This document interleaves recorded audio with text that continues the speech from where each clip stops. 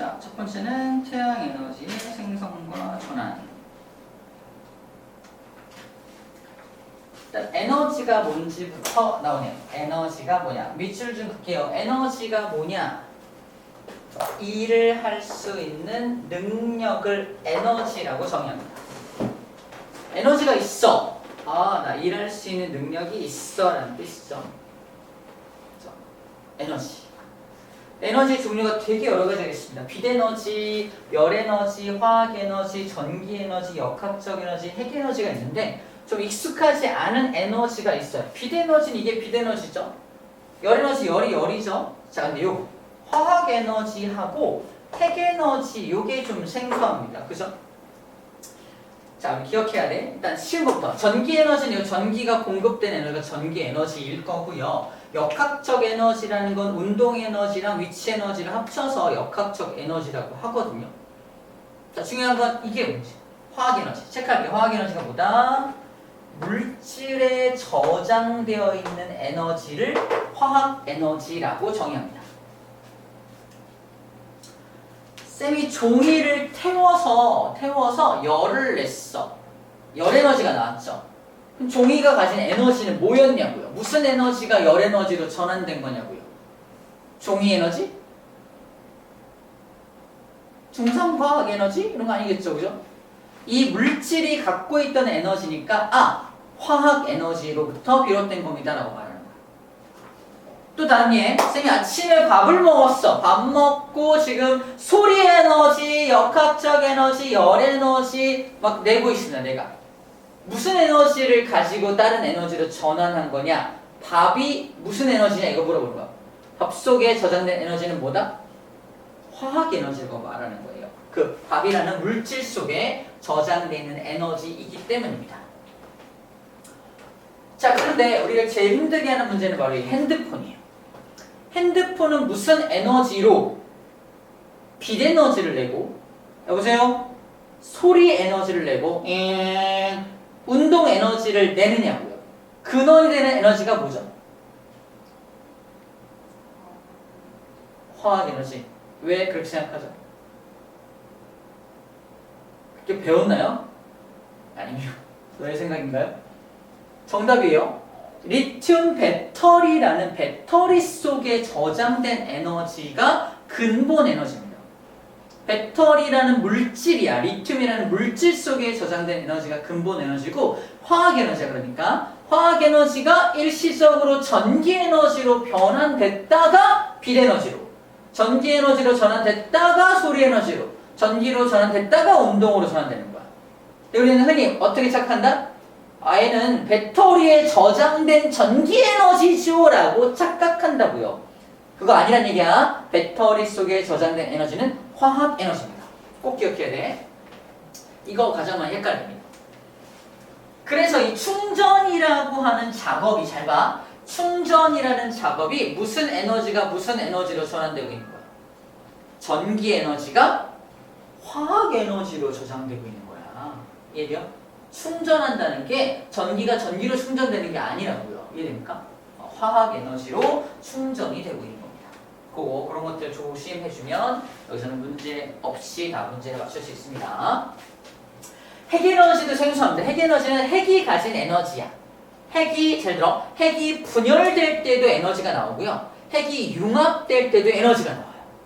에너지를 흡수하는 경우는 지금은 배우지 않습니다. 에너지가 항상 방출돼. 항상 방출됩니다. 좀 이따 배우겠지만 에너지가 어떻게 방출되냐? 에너지가 mc 제곱이라는 공식에 의해서 방출됩니다. 이거 우리 옛날에 빅뱅 배울 때 했던 거야. 기억납니까? 빅뱅 배울 때 핵이 분열되거나 핵이 융합될 때 사라진 질량이 에너지로 변환된다는 거야. 이걸 질량 결손 에너지 또는 감소된 질량이 에너지로 변합니다 라고 말하는 겁니다. 이게 아인슈타인이 제공한 에너지, 물질 에너지 등가 원리라고 불러줍니다. 자, 이 공식에 의해서 변화되는 거예요. 바로 태양이 내는 에너지가 바로 저렇게 핵 융합을 통해서 에너지를 내고 있는 거예요. 자, 두 번째 테마에서 태양 에너지에 대해서 얘기합니다. 태양을 보면은, 잘 봐. 태양의 중심부에서 바로 수소 원자핵 4마리가 융합되어서 헬륨이 되고 있는 모습이야. 이러는 과정 중에 뭐가 사라진다고요? 체크, 감소한 질량. 질량이 감소가 되고요. 그 감소한 질량만큼 에너지가 나온다라는 게 포인트입니다. 그때 얼마만큼 에너지가 나오냐 했을 때 이 공식에 근거해서 에너지 값을 계산하는 것이 이제 2학년 때 배우는 내용이에요. 그때 에너지가 얼마나 많이 나오냐 했을 때 그냥 1초 동안 방출되는 에너지가 인류가 1000만 년 동안 전기 에너지로 사용할 수 있는 양을 1초 동안 방출하고 있대요. 대단하죠. 근데 태양에서 오는 에너지의 몇 분의 몇 밖에 지구에 도착하지 않냐면 쌤이 기억하기로 1억 분의 1. 여기네요. 20억 분의 1. 20억 분의 1 정도만 지구에 도착하기 때문에 저 에너지를 다 우리가 사용하고 있지는 못해요. 하지만 우리가 사용하고 있는 대부분의 에너지는 전부 다 저 태양으로부터 비롯된 것이다 라는 걸 곧 배우게 됩니다.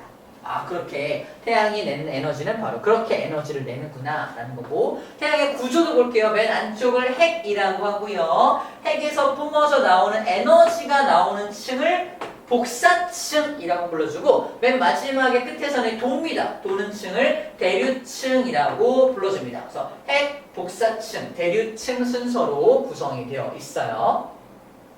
순서도 좀 기억을 해주면 좋겠네요.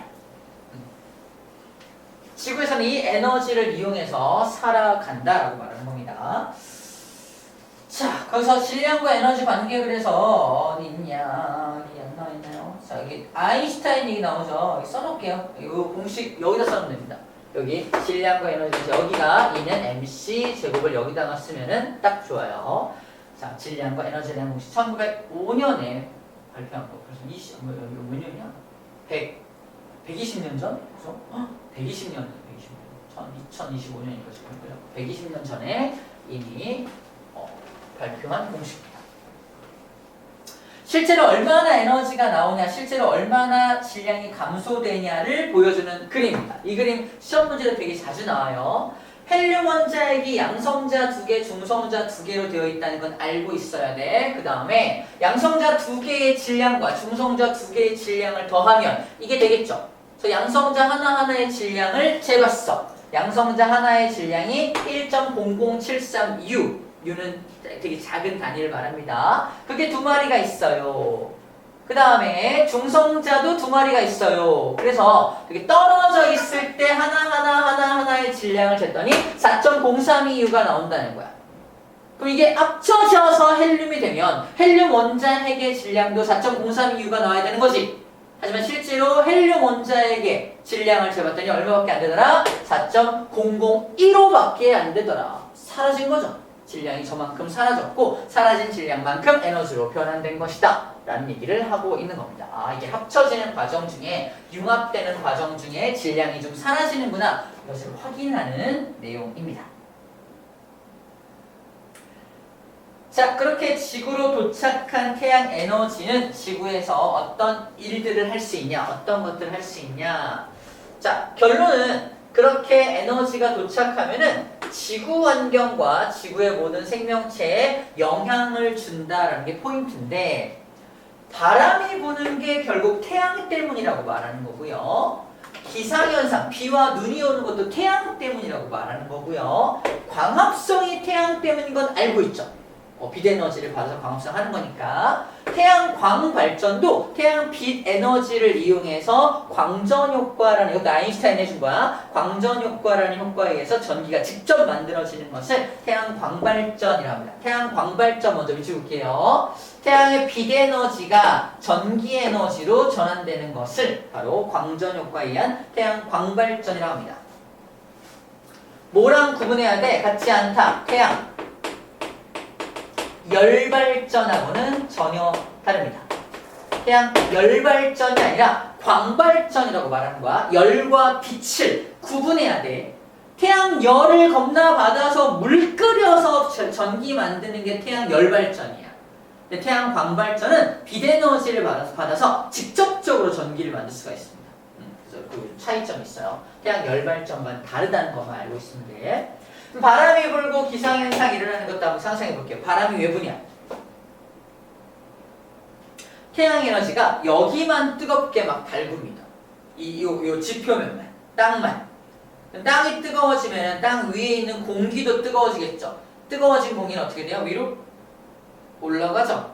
그 여기 공간에 있던 공기가 사라지니까 공기가 부족하죠. 자, 그럼 공기가 부족해졌을 때 우리는 뭐라고 부르냐면 저기압이 되었다라고 말해요. 저기압이 되었다. 그럼 반대쪽 여기는 어때요? 상대적으로 공기가 많단 말이야. 쟤보다는 많아. 그래서 내가 아유 공기도 없어 내가 줄게. 공기를 보내줍니다. 항상 공기를 채워주는 거야.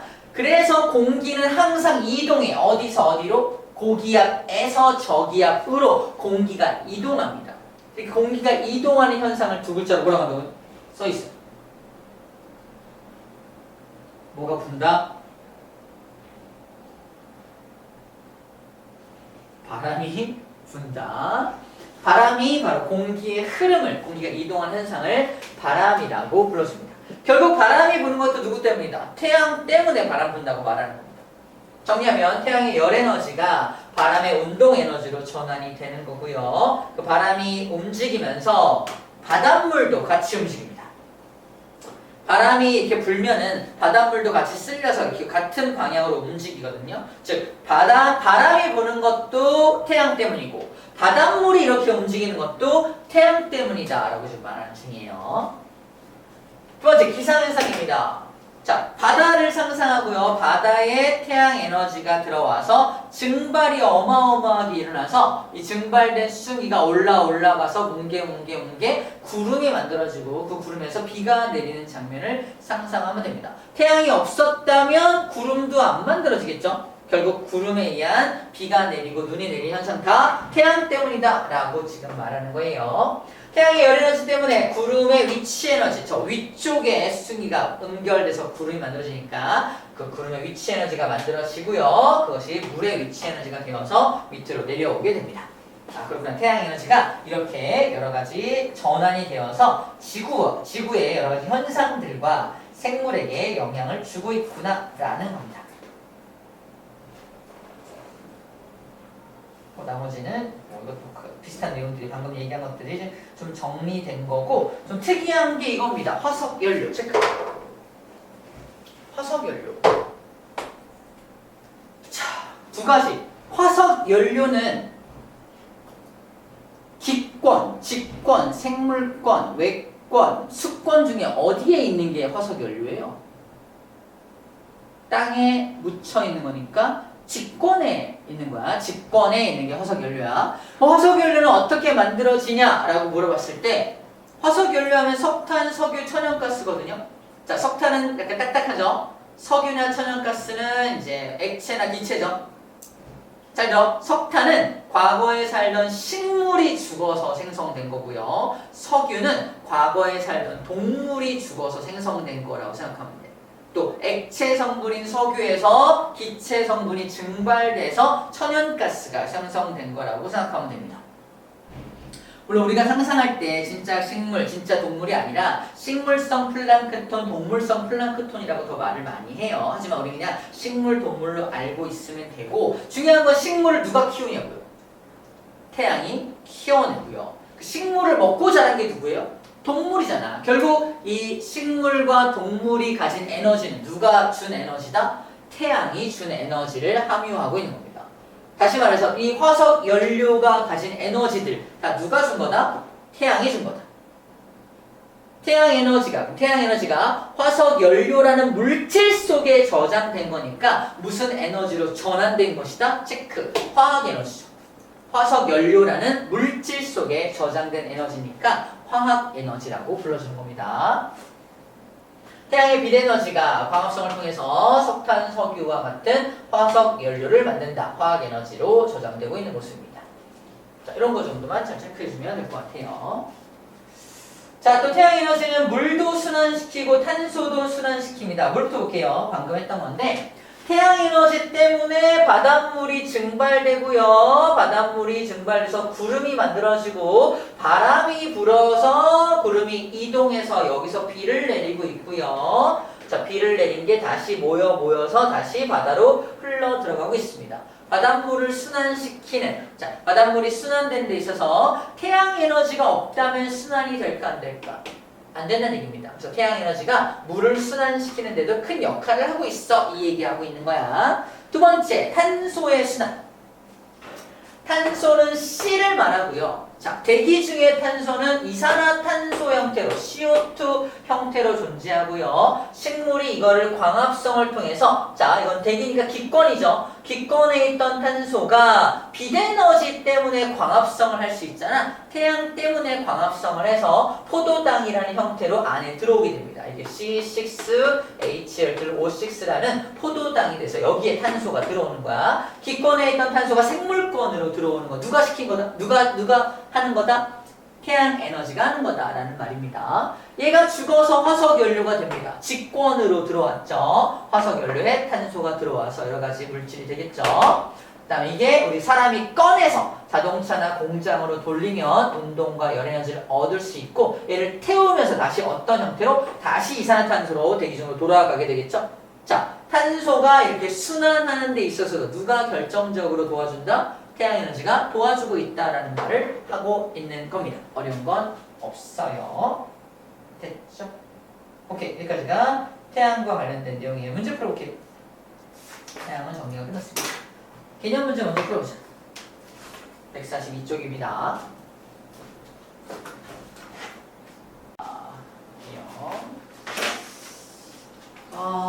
여기서 발전이라는 말이 뭐냐면 전기를 만든다는 뜻이야.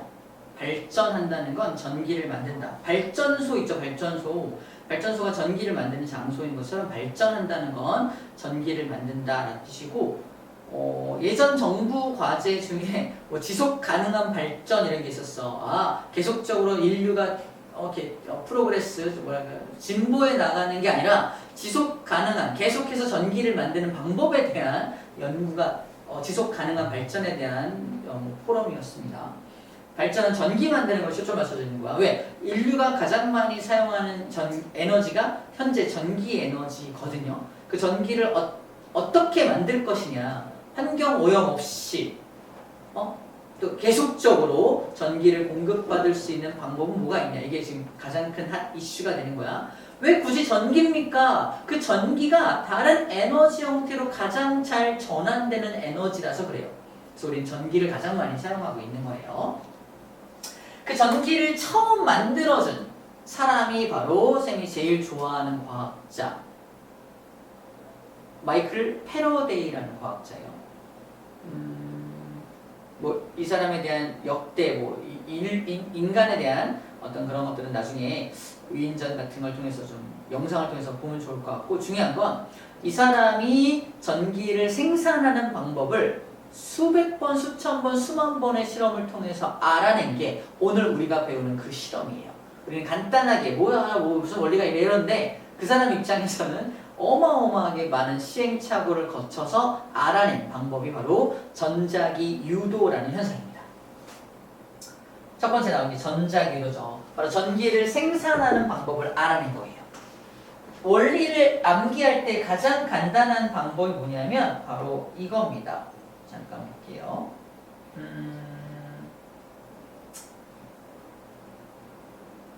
이걸 합시다. 이거 할게요.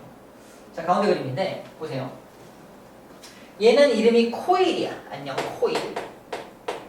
얘는 자석입니다. 자, 자석은 N극과 S극으로 나눠져 있고요. N극에서 자기력선이 나가고 S로 들어갑니다. N에서 나온 게 S로 들어가. N에서 나온 게 S로 들어가. N에서 나온 게 S로 들어가. N에서 나온 게 S로 들어가. 이렇게 자기력선이라는 게 펼쳐져 있어, 주변에. 눈에 보이진 않지만 자기력선이 펼쳐져 있고요. 이 자기력선에 뻗어 있는 공간을 우리는 자기장이라고 불러주고요. 이 선 하나하나는 자기력선이라고 불러줍니다. 중요한 건 이 자기력선이 밀집되어 있는 곳이 여기를 A라는 공간이라고 하고 여기를 B라는 공간이라고 한다면 같은 면적일 때 어디가 더 많은 자기력선이 지나가? 삐져. 그래서 자기력선이 더 많이 지나갈 때, 잘 들어. 자기력선이 많이 지나가는 저 공간이 자기의 힘, 즉 자석의 힘이 센 곳이야. 자석의 힘이 그래서 중간보다는 끝부분에 자석이 더 세니까 철가루를 뿌렸을 때 양쪽 끝에 겁나 달라붙는 이유가 바로 여기가 자석의 힘이 더 세기 때문이라는 거야. 다시 말해서 끝부분에서 뭐가 나온다? 자기력선이 뻗어 나오는 부분이고 자기력선이 밀려 들어가는 부분이기 때문에 양쪽 끝이 가장 자기력이 셀 수밖에 없다. 그래서 이 자석으로부터 지금 자기력선이 나오고 있는 모습을 그림으로 그린 거야. 잘 봐. 얘가 멀리 있을 때는 자기력선이 하나 통과하고 나머지는 옆으로 삐져서 옆으로 나가서 이 코일에 통과를 못했겠죠. 자, 이거 생각해야 돼. 자, 멀리 있을 때와 가까이 있을 때를 따로 분류해서 생각합니다. 자, 그리고 두 번째 하나 설정할 게 있어요. 코일은 굉장히 지읒, 리을 같은 존재입니다. 머릿속에 떠오르는 단어 말해. 지읒, 리을. 전류. 역시 순수하군요. 빨리 말해. 너밖에 없다. 싫어요. 정답, 질환입니다.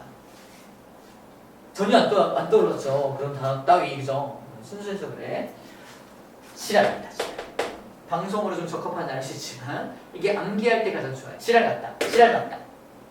질환 같다는 건 뭔가 변화되면 막 짜증내. 뭔가 변화되면 짜증내. 싫어해. 우리 중학교 때 배웠던 것 같아요. 그래서 N극이 멀리 있을 때는 자기 몸속에 코일의 몸속에 자기역선이 몇 개만 통과해? 하나만 통과하잖아. 근데 가까이 다가오면 몇 개 통과해? 5개 통과하죠. 이거 좋아한다, 싫어한다? 싫어한다. 무조건 싫어한다. 싫어하니까 어떻게 한다?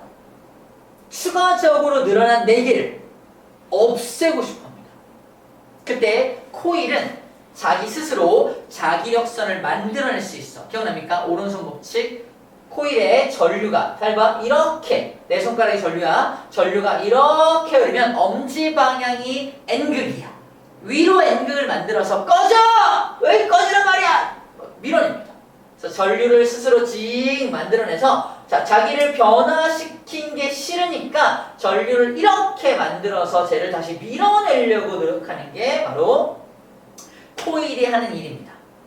코일은 암기법이야. 되게 지랄 같아서 N극이 다가오면 꺼져! N극을 위에다가 N극을 만들어서 밀어내려고 한다. 위에다 N극을 만들려면 전류가 이렇게 직 흘러야 한다.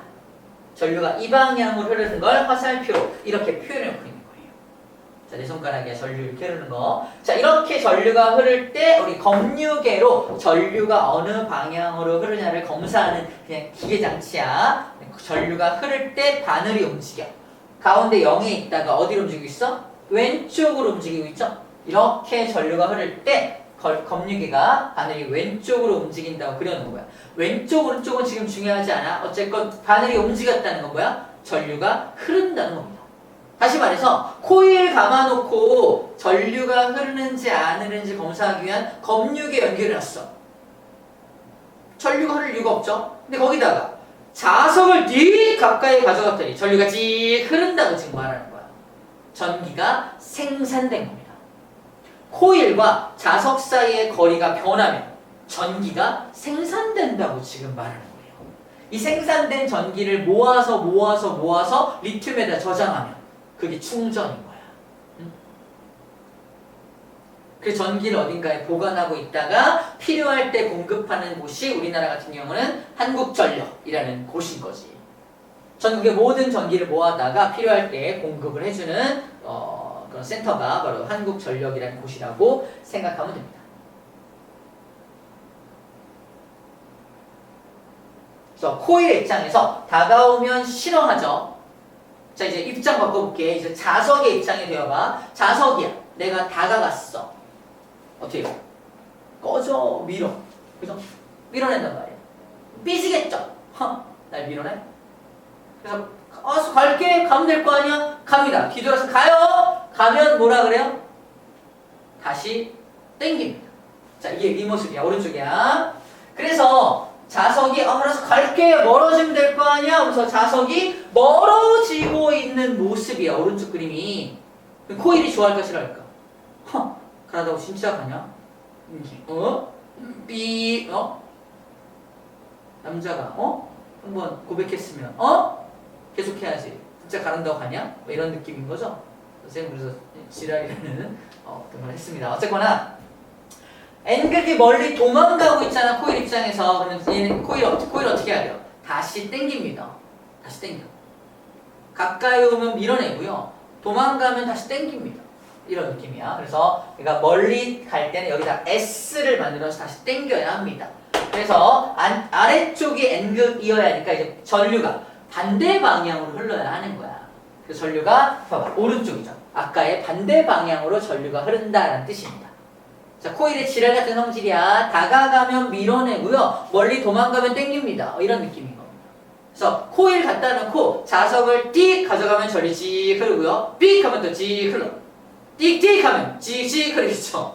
전류 방향이 수시로 바뀌어요. 자, 이게 자석과 코일 사이 거리를 왔다 갔다 하면은 전류가 왔다 갔다 전류가 흐릅니다. 왔다 갔다 하는 전류를 교류라고 불러주고요. 영어 단어는 Alternative Current, AC 전류라고 불러줍니다. 발전소에서 이 방법으로 전기를 만들잖아. 그래서 발전소에서 만드는 모든 전기는 다 어떤 전기가 만들어진다? AC 전류, 교류 전기가 만들어지는 거야. 그래서 우리가 공급받는 전기도 뭐다? 교류를 공급받는 거야. AC 220V. 앞에 AC가 여기 붙어 있게. AC가 마음에 안 들어서 AC? 이게 아니잖아, 그지? 요걸 말하는 거야. 교류를 공급받고 있는 겁니다. 교류의 반대말은 뭐다? 건전지는 플러스 마이너스가 정해져 있죠. 그래서 플러스에서 마이너스 방향으로 항상 한쪽 방향으로만 전류가 흘러요. 걔 같은 경우는 항상 한쪽 방향으로만 흐르니까 직류라고 불러주고요. 다이렉트 커런트 DC라고 불러줍니다. 교류와 직류의 차이점입니다. 책에 교류, 직류에 대한 그림이 나와 있어요. 잠깐 볼게요. 다음 장에 나옵니다. 쭉 넘어가 봐. 바로 교류입니다. 자, 교류는 이렇게 왔다 갔다 흐르는 게 교류이고요. 이게 한쪽 방향으로만 전류가 흐르는 건 이렇게 표현합니다. 찡 흐르는 거. 가전제품의 입장에서는 교류를 좋아할까, 직류를 좋아할까? 직류를 좋아합니다. 근데 가전제품이야. 내가 전기를 이용해서 이렇게 너희들 활용할 수 있게 내가 해줄 거야. 가전제품인데 전류가 왔다 갔다 막 왔다 갔다 하면은 되게 좀 정신없을 것 같아요. 그죠? 한쪽 방향으로 쭉 흘러줘야 이용을 할 수 있을 것 같습니다. 그래서 가전제품은 직류를 좋아해서 우리 가전제품에다가 그래서 교류를 공급할 때 이따만한 어댑터를 써주는 이유가 뭐다? 이 안에 교류를 직류로 바꿔주는 장치가 이 안에 들어있기 때문인 거예요. 지금에야 요만하지. 옛날 노트북은 어때요? 기억나니까 이만 네모난 이따만한 네모난 중간에 뭐 이상한 게 달려있잖아, 그지? 그런 것들이 다 교류를 직류로 바꿔주는 장치이면서 전기를 좀 안정적으로 공급하는 그런 장치가 그 안에 들어있다라고 생각하면 돼요. 우리는 통칭해서 어댑터가 이제 맞춰준다? 이 뜻이잖아. 어댑터라고 불러주면 어댑터, 맞춰준다 라는 뜻입니다. 그러면 교류의 파형, 직류의 파형입니다. 자, 용어 정리 좀 할게요. 용어 정리. 그래서 이렇게 마이클 패러데이가 자석을 왔다 갔다 할 때 전기가 생산되는 현상을 발견하고 이 현상을 뭐라고 이름 붙였다? 전자기 유도 현상이라고 불러줍니다. 전자기 유도 현상. 이 전자기 유도 현상 때문에 유도된 전류, 원래는 흐르지 않아야 되는데 이 전류가 흐르고 있죠. 유도된 전류를 유도전류라고 불러주고요. 유도전류가 어느 방향으로 흐르는지는 오른손 법칙으로 아까 알아낼 수 있습니다. 위에를 N극을 만들어야 될 때는 이 방향으로, 위에를 S극 만들어야 될 때는 반대 방향으로 전류가 흐르면 되겠죠. 아마 이번 파트에서는 전류 방향 찾는 문제까지는 안 나올 것 같고 그냥 이렇게 자석을 왔다 갔다 하면은 전자기 유도 현상이고 그때 흐르는 전류가 유도 전류이고 들어갈 때 자석을 가까이 할 때 흐르는 유도 전류 방향과 자석을 멀리 할 때 흐르는 유도 전류 방향이 서로 다르다라는 정도로만 일단 기억하면 좋을 것 같고요. 자, 두 번째 테마는 뭐냐면 그래서 그 유도 전류를 더 많이 흐르게 할 수 있는 방법이 뭐냐입니다. 그 유도 전류를 더 많이 생산하고 싶어. 어떻게 하면 될까? 첫 번째 방법. 자석을 두 겹으로 겹쳐요. 자석 하나가 아니라 두 개를 겹쳐서 하면요. 더 힘이 세겠죠. 이게 첫 번째. 자석의 세기를 세게 할수록이라고 되어 있습니다. 자석을 센 걸 쓰는 거야. 그럼 코일의 입장에서 아까 하나였던 게 5개로 변했는데 2개였던 게 10개로 변하겠죠. 그러면 더 많은 자기력선의 변화가 있으니까 더 싫어. 그러니까 더 센 N극을 만들기 위해서 더 센 전류를 만들어내겠죠. 두 번째, 자석을 천천히 가져가는 게 아니라 등에 빠르게 움직여. 엄청 빠르게 움직여. 빠르게 움직일수록 코일의 입장에서 변화가 더 심하겠죠. 훅훅 움직이니까 그때 더 많은 전류를 만들어내게 됩니다. 세 번째는 그 지랄 같은 코일을 더 많이 감아 놓는 거야. 코일을 더 많이 감아 놓으면 훨씬 더 많은 전류가 흐른다는 뜻입니다. 요 코일 감음수보다 요 코일 감음수 훨씬 많죠. 코일을 더 많이 감을수록 더 센 전류가 흐른다라고 지금 얘기하고 있는 겁니다. 아, 이러면 유도 전류를 더 많이 더 세게 만들 수가 있구나라고 정리할 수 있습니다.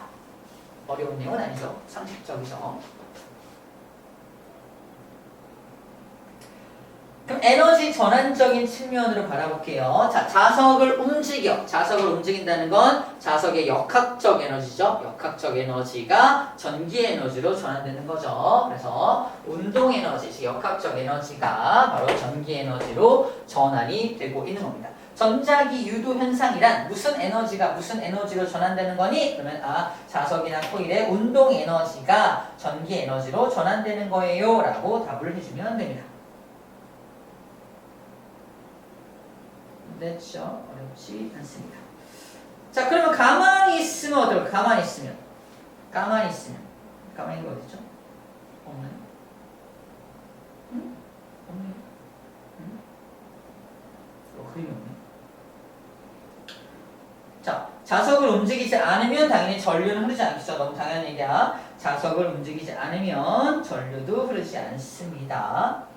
이런 전자기 유도 현상을 이용해서 굉장히 많은 것들을 만들어내는 건 뒤에서 다루게 되는 것 같네요. 자, 일단 문제를 좀 풀고 갑시다. 147쪽 문제 풀게요.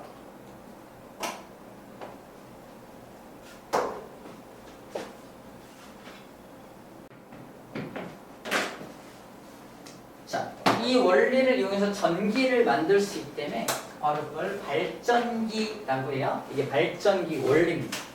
발전기의 원리. 보면은 자, 여기 자석 준비했죠. 코일을 잘 봐. 코일을 준비하는데 이렇게 한 번만 감아 놓은 코일이야. 한 번만 감아 놓은 코일이야. 아까 코일이 뭉탱이로 막 감겨 있는 거 봤었죠. 그리고 코일 뭉탱이에 그 자기력선이 몇 개가 통과하냐가 중요했잖아. 여기도 마찬가지야. 코일이 이렇게 한번 감겨있는 요 면에, 요 면에 자기력선이 몇 개 통과하냐가 중요한 거야.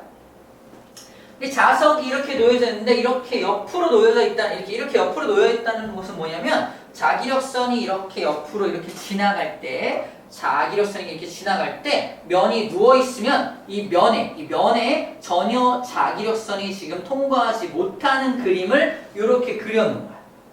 그러면 이 코일에 지금 현재 자기력선이 지나가 안 지나가? 전혀 지나가고 있지 않다는 뜻이야. 근데 이 코일을 회전시켜서 이렇게 회전시켜서 45도만큼 회전을 시키면 아까 전혀 통과하지 못하고 있던 자기력선이 몇 개가 통과하겠죠. 이게 몇 개 통과하는 걸 하나, 둘, 셋, 넷, 5개의 자기력선이 통과하고 있어를 그림을 그리는 거야. 누가 싫어해? 코일이 싫어하겠지. 자기가 아까 전혀 통과하지 않고 있었는데 5개나 통과하니까. 그래서 이 자기력선이 통과가 N에서 S로 자기력선이 통과하니까 그걸 없애기 위해서 반대방 이렇게 전류가 이렇게 흐르면서 꺼져! 그래서 전류가 이 빨간색 방향으로 지금 전류가 흐른다라고 지금 보여주고 있는 겁니다. 이게 잘 어려워요. 그래서 이렇게 있을 때 얘가 이렇게 돌았을 때 왼쪽, 약간 왼쪽 방향으로 N극을 만들어야 하니까 전류가 이렇게 돌아가는 방향으로 이렇게 전류가 흘러야 거의 왼쪽 방향으로 N극이 만들어질 수 있겠죠. 그래서 요 모습을 이렇게 해서 이렇게 돌아갔잖아. 그래서 이렇게 전류가 흐르는 모습을 그래서 왼쪽으로 이렇게 왼쪽 방향으로 N극을 만드는 모습을 이렇게 그림으로 그리는 거야. 입체적으로 그려져야 돼. 안 되면 자기 핸드폰 같은 거 들고서 이렇게 있다 이렇게 돼서 왼쪽으로 N극을 만들어야 하니까 밀어내야 되니까 전류가 이렇게 흐르겠구나라고 인식해야 됩니다. 할 수 있겠어요? 자, 좀 더 돌아요. 전류가 흐르니까 지금 불 켜진 거 보이죠? 좀 더 돌아서 90도만큼 이렇게 돌면요. 가장 많은 수의 자기력선이 얘를 통과하겠죠. 얘는 그걸 좋아해 싫어해? 또 싫어하죠. 그래서 왼쪽으로 야 꺼져 하면서 굉장히 가장 많은 전류를 생산하게 될 겁니다. 중요한 건 이게 90도였다가 135도로 넘어가면요. 아까 굉장히 많은 수의 자기력선이 자기를 통과했잖아. 근데 넘어가면 좀 줄죠. 근데 이 지랄 같은 코일은 어때요? 줄는 것도 싫어. 다시 원래만큼 많고 싶어. 그래서 다시 이걸 반대 방향, 오른쪽 방향으로 N극을 만들어내니까 전류 방향이 반대로 바뀌는 거야. N극이 자기력선이 많았는데 줄어들었어. 싫어. 더 많이 만들어. 이렇게 되는 거지. 이해돼요? 그래서 여기서 일로 갈 때 전류의 방향이 바뀌는 거야. 그래서 우리는 이 코일의 면을 기준으로 자기력선이 증가하는지 감소되는지만 판단하면 되는 거야. 그래서 90도까지는 증가를 해서 한쪽 방향으로 전류가 쭉쭉 증가하다가 90도를 넘어가는 순간부터 전류 방향이 바뀌는 거야. 체크할까요? 뭐라 써 있어요? 90도 회전하는 순간 유도전류의 방향이 바뀐다. 왜 유도전류 방향이 바뀌는지를 이해해 주어야 합니다. 아시겠죠? 그 내용을 밑에서 미주알, 고주알 얘기를 하고 있는 거예요. 이런 걸 발전기라고 불러줍니다. 그럼 발전기는 결국 이걸 회전시켜야 되죠. 이 코일을 회전시키는 게 목적이야. 코일을 회전시키기 위해서 뒤에 달려있는 요 수차 같은 거 뒤에 달려있는 게 뭐다? 체크. 이거를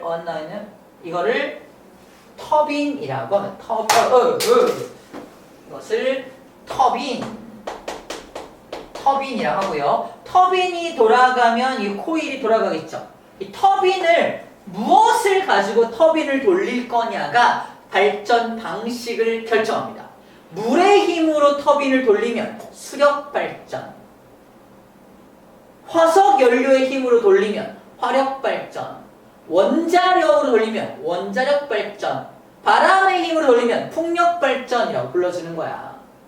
터빈을 어떻게 돌리냐에 따라 달라집니다. 자, 이제 터빈을 돌리는 거, 자, 집중해 볼게요. 터빈이 돌아가니까 터빈이 돌아가면서 코일을 회전시키니까 코일의 운동 에너지로 전기를 만드는 장치가 발전기다라고 지금 말하고 있는 거고요. 그래서 발전소에서도 저 터빈을 어떻게 돌릴 거냐가 중요하다. 얘는 좀 반대로 만들었죠. 터빈이 돌아가면서 자석이 회전하게 만들고 바깥쪽에 코일을 놔둬도 코일은 가만히 있고 자석이 막 회전하면서 서로 간의 거리가 변하게 만든 장치인 거야. 중요한 건 누가 돌아가냐가 중요한 게 아니라 코일과 자석 사이의 거리를 계속적으로 변하게 할 수 있는 장치만 고안해내면 발전기를 만들 수 있다는 뜻입니다.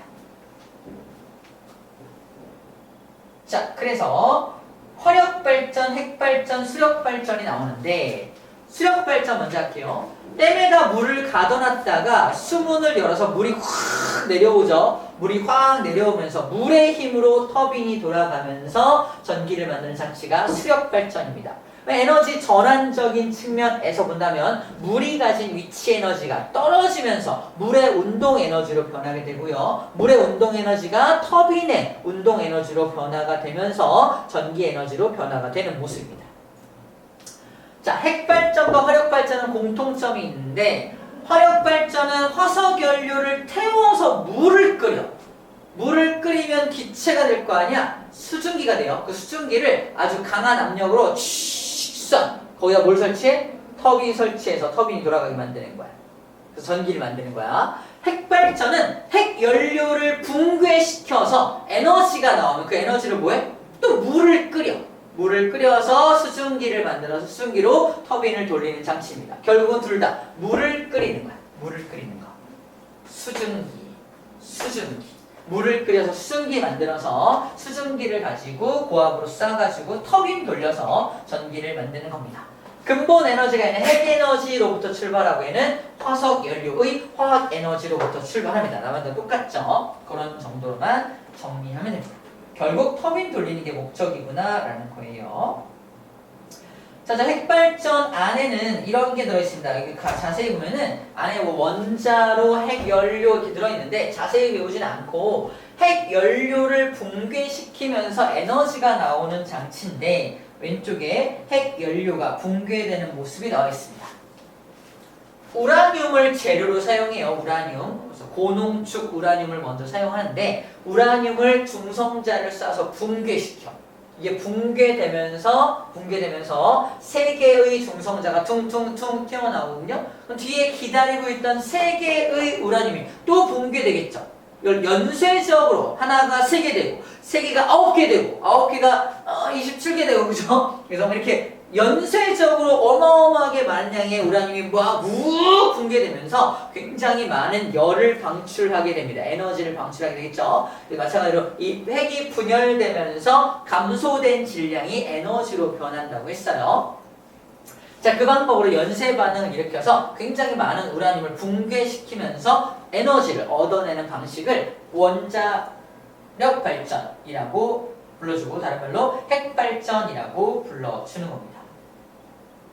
근데 핵발전을 할 때 뭐가 문제점이다? 우리 잘 알고 있죠? 방사성 폐기물이 나옵니다. 방사성 폐기물이 나오기 때문에 원자력 발전을 많이들 꺼려하는 부분이죠. 우리 집 근처에 원자력 발전소가 있다. 별로 안 좋아하죠. 방사능 오염되면 어떻게 그지? 방사능 누출될 경우에 큰 피해가 발생될 수 있다. 그래서 그런 것들이 가장 큰 단점으로 제시가 되고 있어. 그럼에도 불구하고 적은 연료로 굉장히 많은 전기를 생산할 수 있기 때문에 원자력 발전을 많이 하고 있고요. 원료 비용이 좀 저렴하고요. 이산화탄소 배출이 없습니다. 아까 이 발전 과정 중에 에너지를 만드는 과정 중에 이산화탄소 나와? 전혀 나오지 않거든요. 그래서 친환경적입니다. 근데 단점은 뭐다? 단점은 이런 방사성 폐기물 그리고 이 핵 연료인 우라늄도 언젠가는 고갈될 거 아니야. 지속 가능한 발전은 아닙니다. 항상 끝까지 할 수 있는 건 아닌 거야. 그런 것도 이제 대체제를 좀 찾아야 한다라는 겁니다. 이번 우리 정부는 이 핵발전에 대해서 좀 긍정적이죠. 긍정적이라서 이 핵발전을 많이 하려고 하는 중에 있습니다. 화력발전은 적은 비용으로 짧은 시간 내에 건설이 가능해요. 소규모로도 건설이 가능합니다. 그래서 이거는 핵발전소는 되게 많은 돈이 들겠죠. 이 방사능 누출되지 않게끔 설계해야지. 하지만 화력발전소는 되게 소규모로 우리 집 근처에도 지을 수 있다라고 말하고 있어요. 좁은 장소에도 건설할 수 있다. 그리고 우리 집 근처에다 만들 수 있으니까 송전선이 그다지 길지 않아도 전력이 송전되기 때문에 송전 전력비가 많이 들지 않습니다.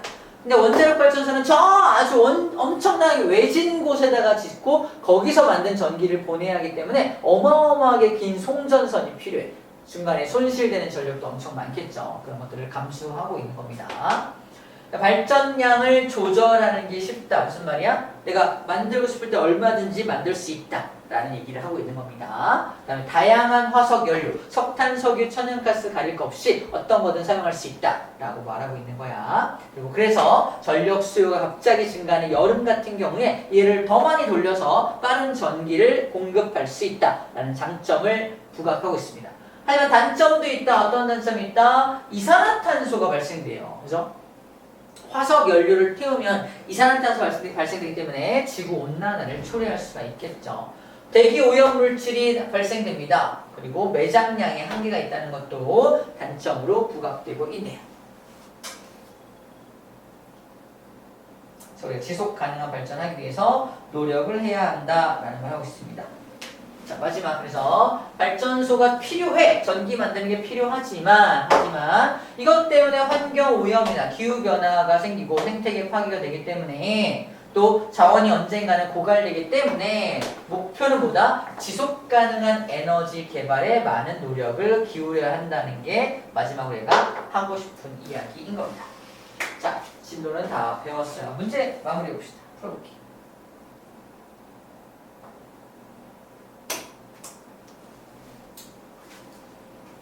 어려운 건 없어. 이런 게 있다라는 거예요.